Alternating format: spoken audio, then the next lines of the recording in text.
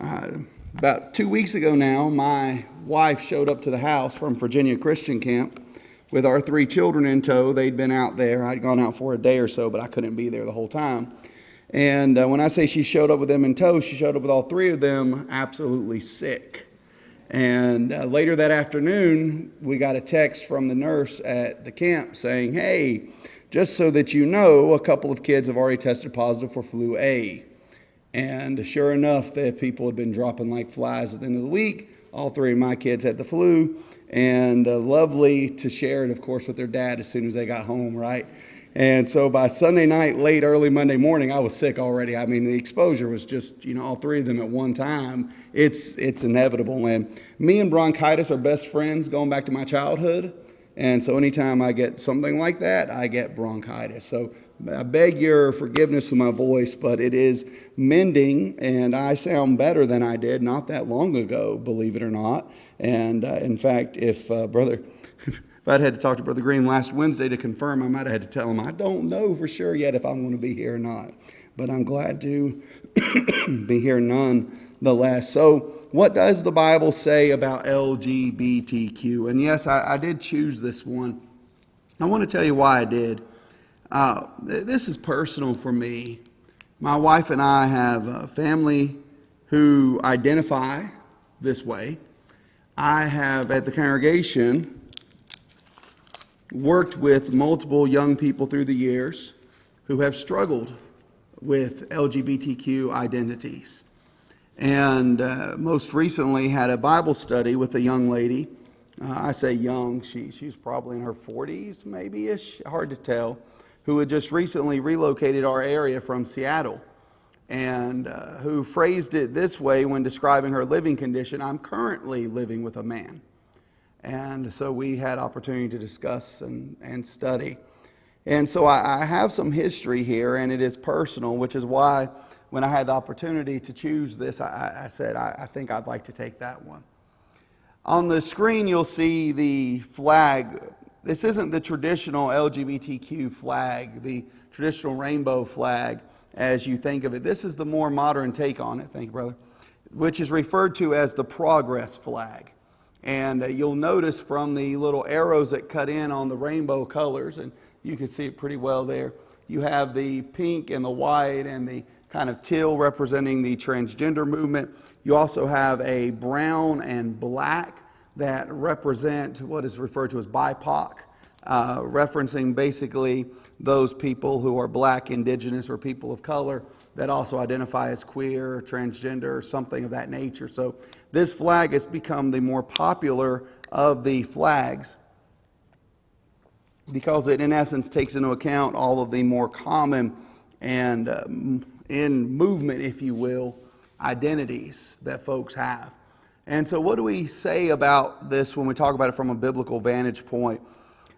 Just to open it right away, we've got to understand that the key difference between Christianity and the LGBTQ movement is an appeal to different authorities. Fundamentally, that is what the entire question boils down to. Who gets to tell me who I am? That's the crux of the question. That's the crux of the issue. And I'm going to suggest to you tonight, whether you are someone who identifies as LGBTQ or you're someone who considers yourself a Christian, that as long as the question of authority receives different answers, there can never be any movement from anyone. And I'm not going to suggest that Christians should move, just to be open with you with relationship to this. But that's where it comes down to. So what do we want to do with our time?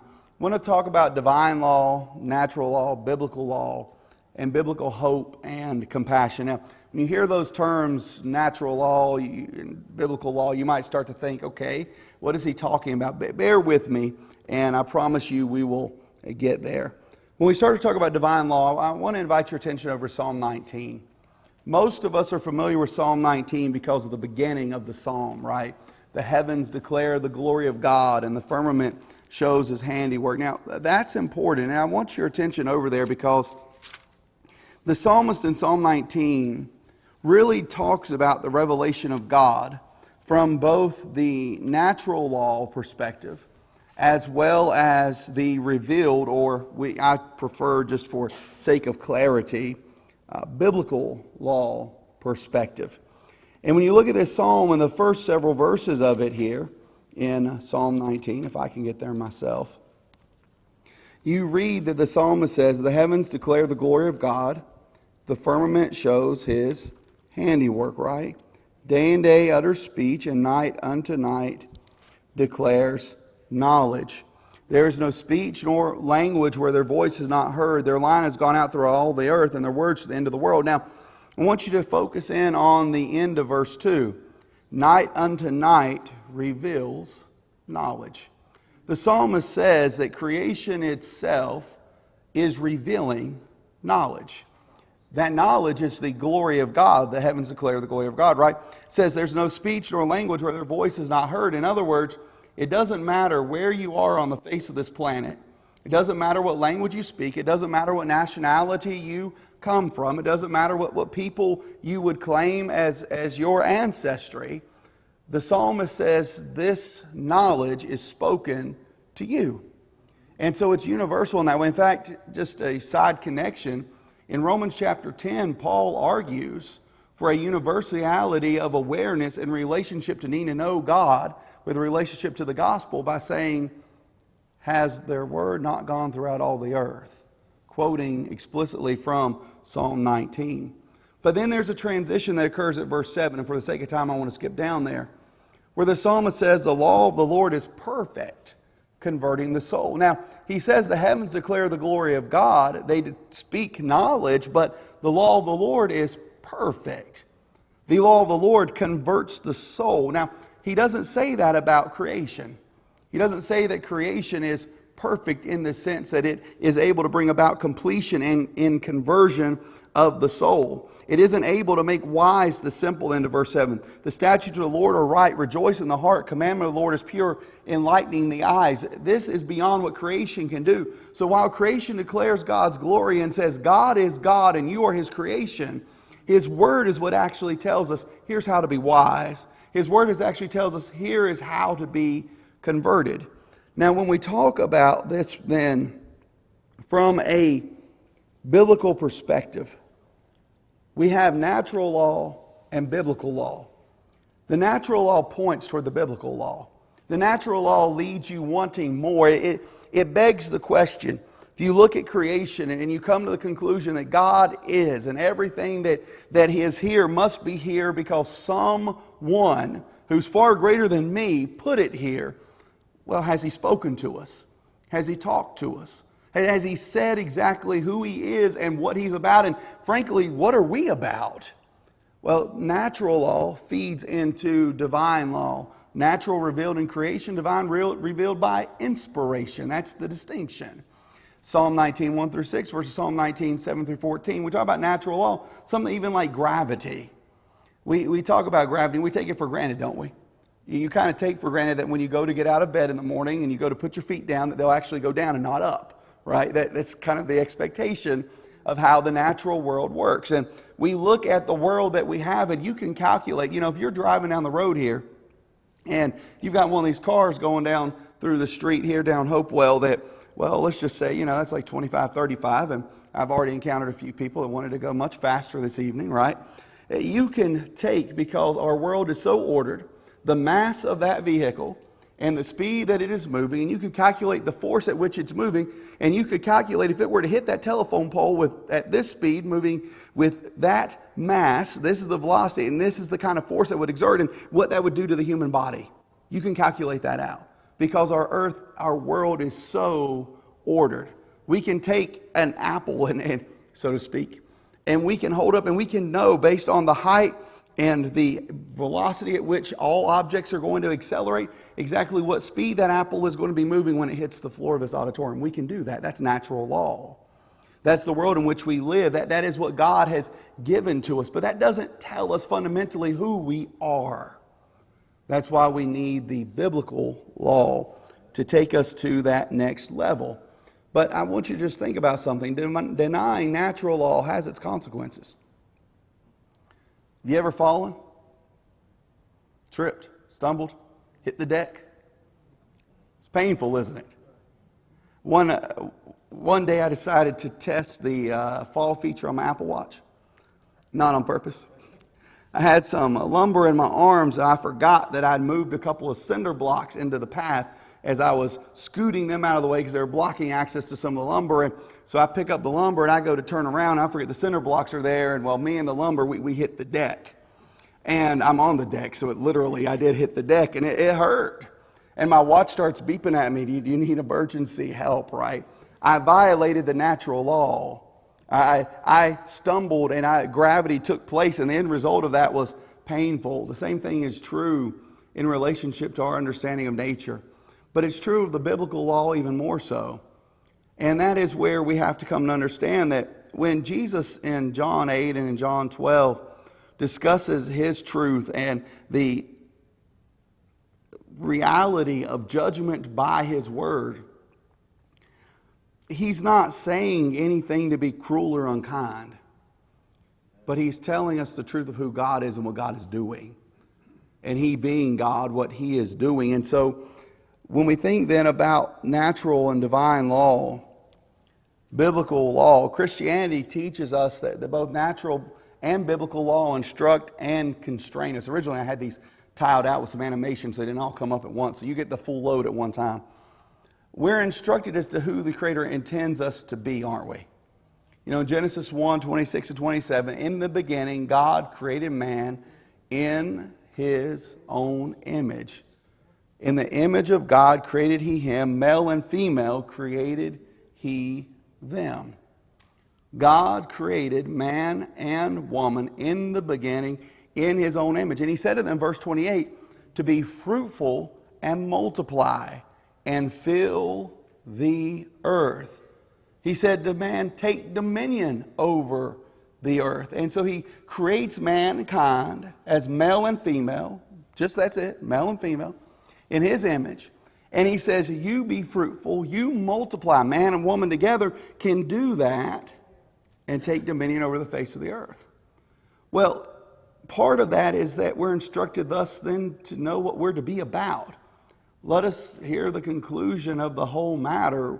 The Ecclesiastes writer writes, he spent a life experimenting with everything under the sun. And he had money, and he had women, and he had land, and he had all the wine his heart could possibly want. He had everything. And when it's all said and done, he says, vanity of vanity, says the preacher, all is vanity. Everything's empty. Everything is, as we might phrase it, chasing after the wind. He says, so let's hear the conclusion of the whole matter. Fear God and keep his commandments, for this is the whole of man.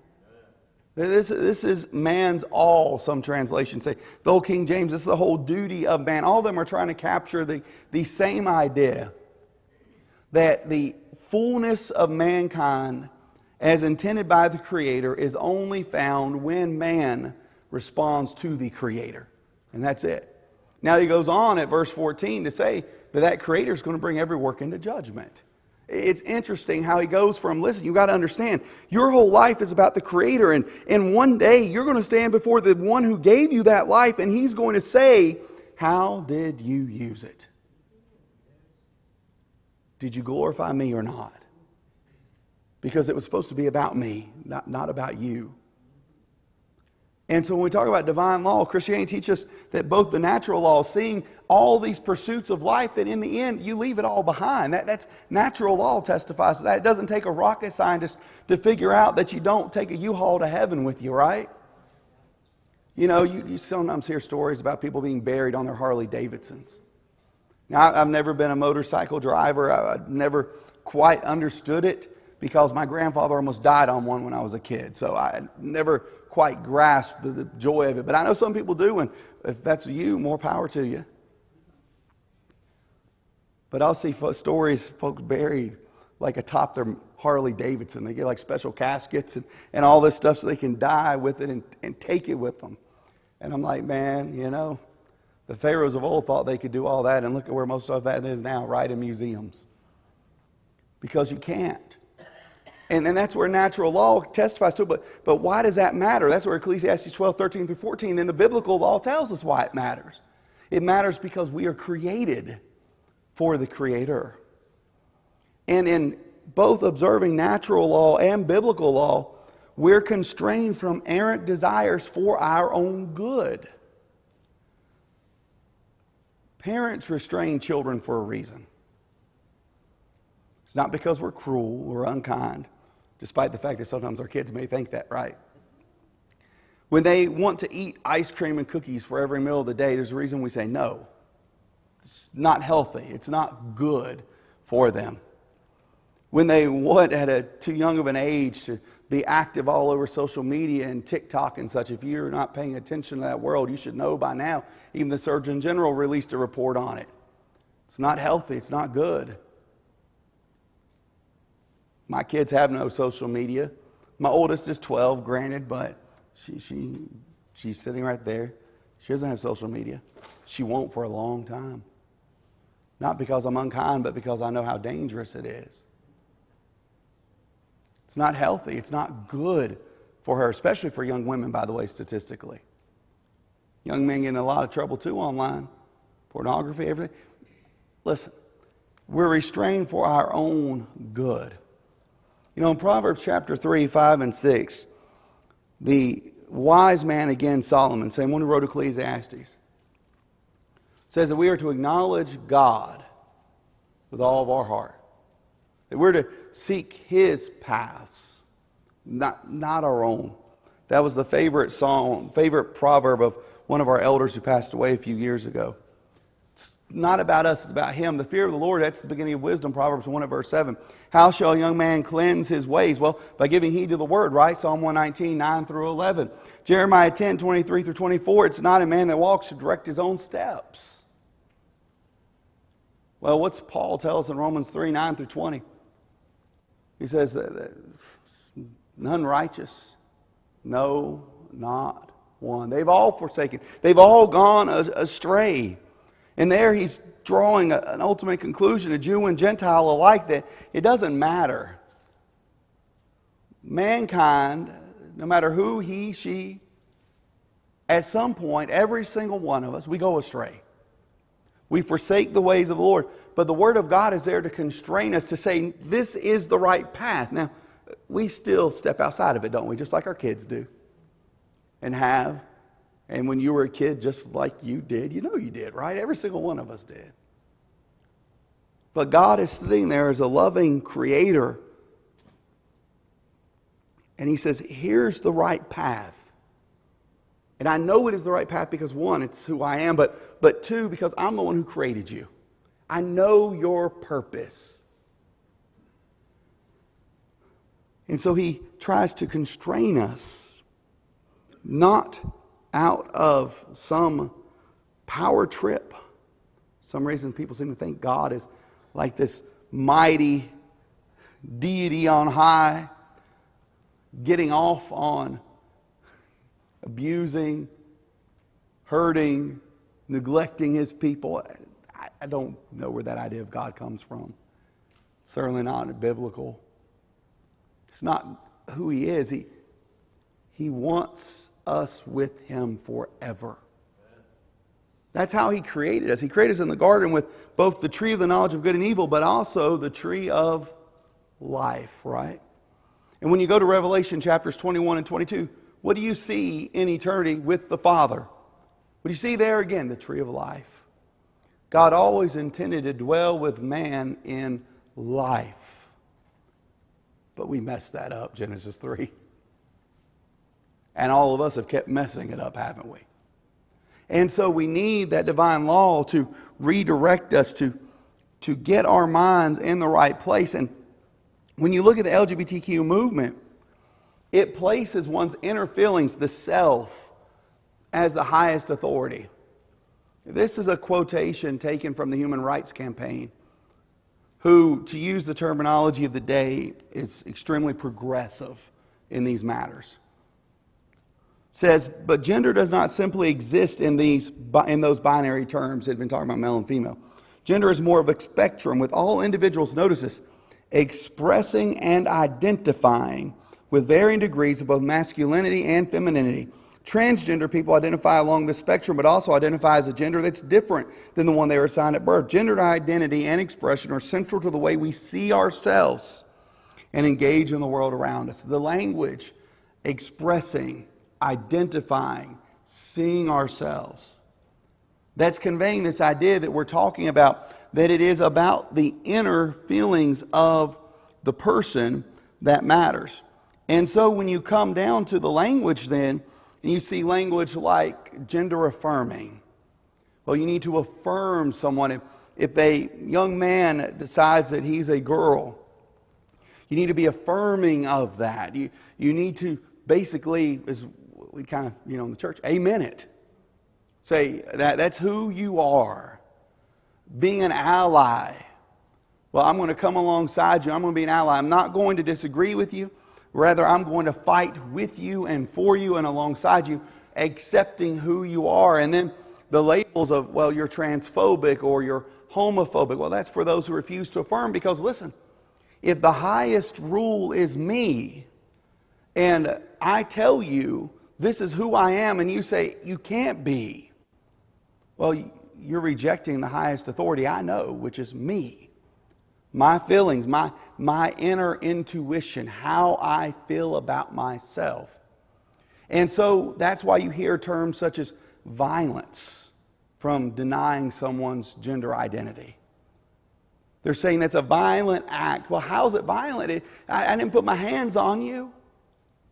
I didn't threaten you with harm.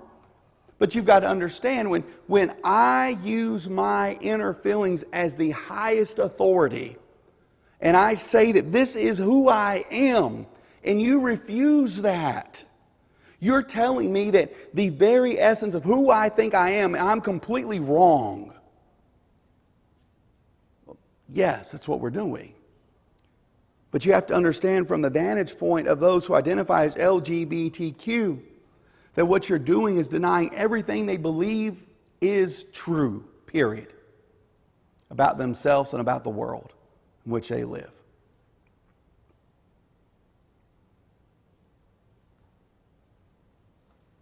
Now, that is going to be hard if you're convinced of that. If you've done enough evangelism, this should be something that's not too hard for us to grasp. Years ago, had a lady who lived just around the corner from our previous building location down in Hampton. 9 Silver Isles Boulevard was the address. We're at 502 Woodland now, but back then, 9 Silver Isles Boulevard. And just around the corner, I could practically have thrown a rock from the front porch of the church building and struck the back side of her property, was a lady who was a Pentecostal. And we were having a Bible study, my wife and I, and this is before we even had kids, so this goes back a ways. We're having a Bible study with her. And she was talking about how she would dream dreams and have visions. How God spoke to her. And I'm sitting there, and Patricia and I are hearing this, and said, well, I know that's not biblical. I know that's not right. So I let her talk about it, and then, and this wasn't our first study. We had been studying a while, so I didn't just unload on her the first time we got together, but, she kept bringing this up. So finally, in one of the studies, I determined that I was going to address it with her, because I knew I was never going to get anywhere with her as long as she kept believing that God was speaking to her directly. So, open the scriptures. Talked about how God speaks to people. Talked about the end of the age of men performing miracles. Discussed that. You would have thought I shot her favorite dog right in front of her and made her watch it bleed out. That's what you would have thought. I'm a country guy, I can't help it. That's where the illustrations come from. Yeah, that's what you would have thought I'd done to her. Because what I did was basically shatter her entire worldview of her faith. And she could not come to terms with it. That was the last study we ever had. But I also knew that at some point I had to deal with it, because as long as she continued to believe God was speaking to her, and by the way, He was telling her things contrary to what the Scripture said about salvation and faith, I knew we'd never get anywhere. So I had to deal with it. But when I dealt with it, I shared. If you've done any event, that's what we're talking about with LGBTQ. It's the same kind of principle. is that you're taking, and if you're saying to them, I don't believe you can be who you think you can be, you've completely shattered the entire world that they see themselves existing in. And that's difficult for them. And we have to, most of us in here's room, I assume pretty much all members of the church, right? We have to be willing to understand that. It's one thing to speak the truth. It's another thing to understand the impact of that truth. Now, just how far does this go? Well, the only constraint on my personal identity is that which I choose, or limits which society still won't bend. There's some that they won't bend. MAPS is a new term for pedophiles. Minor attracted persons. It's the terminology being used now. If you see MAP capital with a lowercase s often, usually, that's it. There was a hoopla with a professor, an assistant professor at Old Dominion University down in Norfolk, because this professor is on the side of affirming MAP individuals and changing the language away from pedophilia to, well, minor attracted persons, and to consider it just as much an acceptable way of living, though it shouldn't be acted upon, they say. In the ancient world, they acted on it, so who knows what happened in the modern world. This is the way we go. Pushing boundary, pushing boundary, pushing boundary. And as long as society will keep moving the goal line, a movement that allows me to decide exactly who and what I am, period, without bound, will always find some kind of new way to express itself. And to just give you an illustration of just how kind of out there this gets, this is a gender unicorn. It's created by the Trans Student Educational Resources Human Rights Campaign. Glad others have things like this. It talks about the gender identity, expression, sex assigned at birth, physically attracted to, emotionally attracted, all the different ways in which you can vary and be a hodgepodge and a mixture.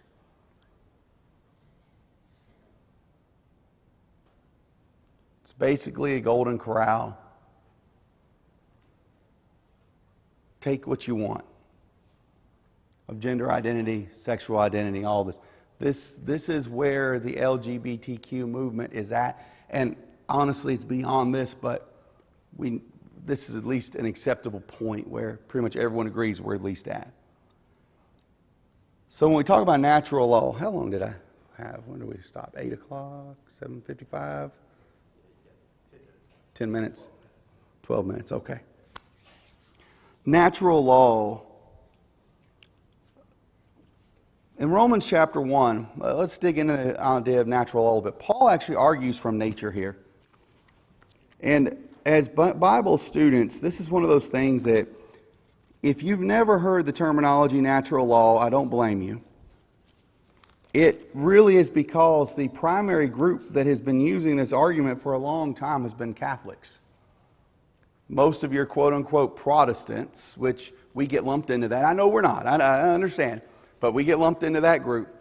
Most of those from a Protestant vantage point have kind of pushed back against natural law as, oh, well, the Bible is supreme. The Bible is, and I agree. The Bible is the final authority. However, who created the world? And thus, the order of that world speaks to the order the Creator intended, right? That's basically been the Catholic argument. And more Christians even, members of the Lord's body, are using natural law arguments because they understand that they supplement in a positive way because the Bible itself uses it. In Romans 1, this is in essence what Paul argues, beginning at verse 18. For the wrath of God is revealed from heaven against all ungodliness and unrighteousness of men who suppress the truth in unrighteousness. Because what may be known of God is manifest in them, for God has shown it to them. For since the creation of the world, His invisible attributes are clearly seen, being understood by the things that are made, even His eternal power and Godhead, so that they are without excuse. So the suppression of truth includes the suppression of what may be known of God in nature. That's what Paul says here. He says to suppress truth is going to require you to suppress even the knowledge of God in nature. even that which can be gained from looking at the creation and understanding who God is. And these are things that Paul says can be clearly seen. His power and Godhead. Now, you keep reading, the result of this suppression is in verses 21 through 23. The creature is worshipped and not the creator. But in verses 24 and 25, notice, therefore God also gave them up to uncleanness in the lust of their hearts to dishonor their bodies among themselves, who exchanged the truth of God for the lie and worshipped and served the creature rather than the creator who is blessed forever. So he gave them to lust and to dishonor their bodies among themselves. What's he talking about? Well, if you keep reading, he explains it. For this reason, verse 26, this is the acting against nature. God gave them up to vile passions, for even their women exchanged the natural use for what is against nature. Likewise also the men, leaving the natural use of the woman, burned in their lust one for another, men with men, committing what is shameful and receiving in themselves the penalty of their error which was due. So what do we understand? When we suppress the truth of who God is, and thus who we are, the creature is going to become the worshiped one, not the creator. And so when we say, well, my feelings, it's who I think I am. It's who I believe myself to be. And who are you to tell me otherwise? I'm worshiping the creature. Because I've made the creature's feelings, my feelings, I'm the creature, higher than anything else. And the result of that is lust and dishonor and acting against our own nature. And if you keep reading, all kinds of varied wickedness. But Paul says this is unnatural. Now, natural law is pretty clear when it comes to LGBTQ matters.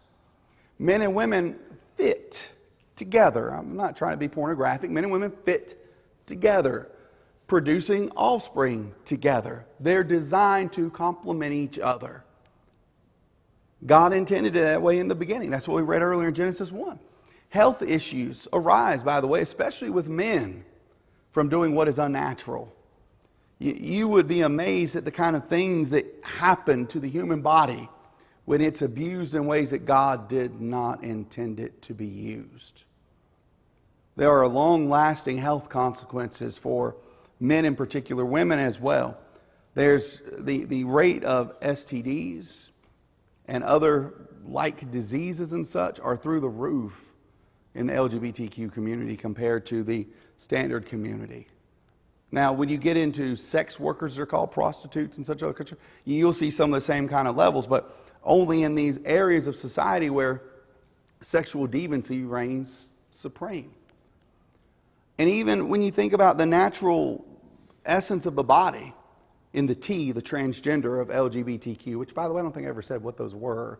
L, lesbian, G, gay, B, bisexual, T, transgender. Q used to sometimes be said questioning. Now it's more solidly been referred to as queer, which basically just is anybody who doesn't identify the way normal people, as society would have seen it for the last thousands of years, would identify.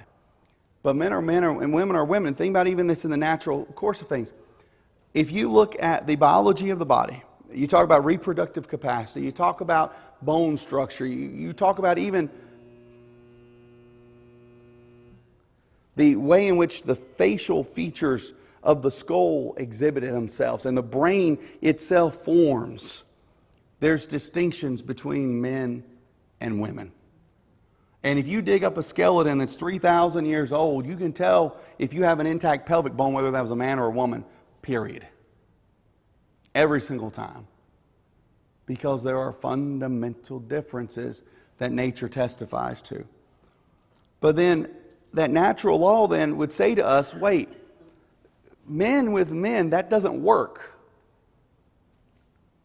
It's not physically intended to be that way. Women with women, they don't fit together. There's no reproductive capacity here at all. And we basically have to hack our world together via technology and science to even try to overcome these things in ways that are grotesque and unbelievable in their own right and beyond what we're talking about tonight.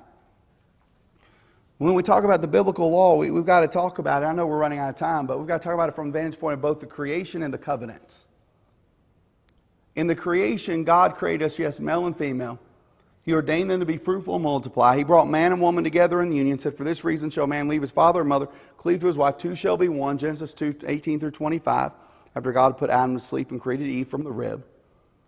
But then Jesus, remember, when He comes on the scene, in the beginning was the Word. And the Word was with God, and the Word was God. All things were made by Him, and without Him was not anything made that was made. That's what John declares in John 1, verses 1 through 3, isn't it? So when you look at being made male and female and everything that's involved there, Jesus is right there in the heart of that. He's part of all of that, John says. And that Word became flesh and dwelt among us, and we beheld His glory, the glories of the only begotten of the Father. And when He was in the flesh, displaying the glory of the Father and declaring to us again the Father's will, and He speaks to marriage, He says, have you not read that He who made them in the beginning made them male and female, and said, for this reason shall a man leave his father and mother. He says the exact same thing. He quotes from Genesis 2. So in essence, Jesus puts what we call a stamp of approval. He says, I was there, I did it, and haven't you not read it? This is what it's about. He doesn't change it. He doesn't leave any room and ambiguity. He says, this is what God did in the beginning, and this is what it still is. And then he goes to talk to all the folks about divorce and how we messed it up. He doesn't allow for other relationships. He says, this is what God intended. And y'all messed even this up. And we're resetting it a bit, to put it mildly. But then in the covenants, you have Sodom and Gomorrah in Genesis 19. A modern take is found in Ezekiel 16, 46 through 50, is abused from Ezekiel 16, where Ezekiel points out that they didn't care for their poor and their needy, just like Israel didn't. But he also adds, by the way, they worked all kinds of abominations. Well, what's Ezekiel talking about when he's talking about all kinds of abominations? Jude 6 and 7 talks about them being fornicators. 2 Peter 2, 6 through 8, Peter says that Lot was vexed by their filthy behavior. The word, by the way, translated as filthy in that, implies licentious, terrible, lustful, sexual behavior. They were destroyed, at least in part, not entirely, but yes, in part, because of their unrighteous behavior. The law of Moses makes a distinction between men and women. Men aren't going to wear women's clothes. Women aren't going to wear men's clothes. Deuteronomy 22:5. Why? Continuing to just draw that distinction. Leviticus 18, 1 through 5, 22 through 30, 20:13. Man shall not lie with man. But by the way, when you look at Leviticus 20, he says there in the context of dealing with adultery and other matters as well. God's telling His people, you're going to be sexually pure, period. You're not going to run around with animals. You're not going to run around with folks of the same sex. You're not going to commit adultery. All these things that you would do that would be contrary to what I intended for mankind and their sexuality, you're not going to do any of that. Period. It's not just homosexuality, it's the whole thing. And that's important to recognize because biblical law always points us back to the beginning. One man and one woman for life. Every single time. You come to the Christian age, doesn't change. Romans 1 we already read. 1 Corinthians 6, 1 Timothy 1 through 8. And I know we're out of time. I would just end with this. One of the greatest objections I hear is people want to say, but love is love. You know, in 1 John 2, 15 through 17, John says love can be twisted. He says, love not the world. Have you ever, we like to think agape is the highest form of love. You know that John there, when he says love not the world, he says agape not the world. Did you know that the greatest, highest form of love as we think about it, agape, a love of will and of choice, can even be twisted and can be directed in the wrong way? Love is not love when it's a twisted form of it. And I would say to anyone out here tonight who may be struggling with LGBTQ feelings, may have someone in their life who is, there's more to this than what we've had a chance to get into tonight. I've scratched the surface, but what I want you to understand is the highest law is God's. He created you and He loves you. And if you're struggling with this, there is a path forward and out of it. There absolutely is. And I hope that you'll talk to someone who loves you and loves the Lord and cares enough to help you through it. Appreciate your time. I'm sorry we didn't get through all the material. I knew I had way too much, but hopefully what we did get through will have been a help and a blessing to you. So thank you.